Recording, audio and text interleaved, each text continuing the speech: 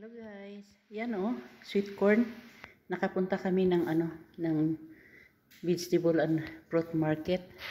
I-season ngayon ng mais dito kaya ay bumili ako. Yan oh, sweet corn yan. Binalatan ko. Dito ganyan sa kanila. Tatanggalin yan ng balat. Tapos ilalagay sa freezer kung hindi mo maluto lahat. Tingnan nyo, kalalaki. Ito, dalawang dangkal ito. Yan oh, lalaki niya. So, binalatan ko, ilalagay sa freezer. Ito lang isa, medyo mayroong puwang eh. Yan. Lalaki niya. Yan, tapos, alam nyo ba yung yung balat niya? Yan oh, pinagtsagaan ko talagang tanggalin. Tingnan nyo oh, super kalalaki niyan.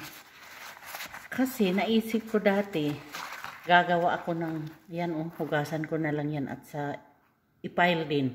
Tapos ilagay sa freezer. Kung gusto mong gumawa ng suman, yan ang ginagawa ko, yan na ang pambalot ko. Kasi dito sa Kuwait guys, walang saging. Merong dahon ng saging dito, yung pinakatalbos niya, import, binibili galing sa labas. Kaya nakita ko naman itong ganitong kalalaki ng mga dahon. Subukan ko nga. Bakit ba? Pwede nga ito yung sa amin, sa salita namin yung sabing binaki. Kung sa English pa yung corn stuff. Yan. So, iyan. Sinubukan ko. Wow, ang sarap. Ang bango.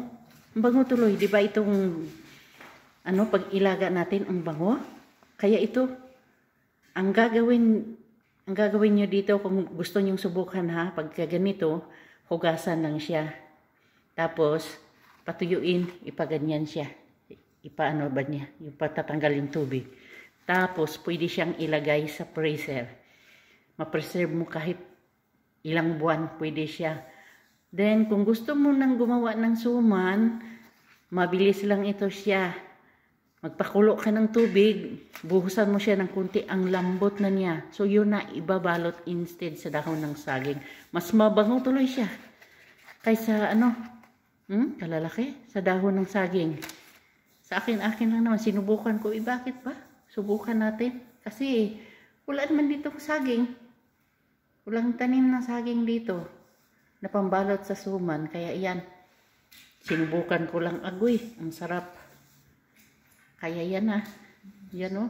Ilalagay ko ito sa ilalagay namin sa freezer ito. So kung kailan gusto namin maglaga, ayan. Ilalaga na lang. Madali lang naman siya. Kasi sweet corn nga. Tapos nakabili din kami ng saging. Tingnan nyo yan o. Galing yan dyan sa sa atin sa Pinas. Mahal pagkadating dito. Pero sa amin ito guys. May Valencia sa Bukidnon. Hindi namin ito binibili. Binibigay lang yan. At saka may tanim din kami na yung lakatan na saging.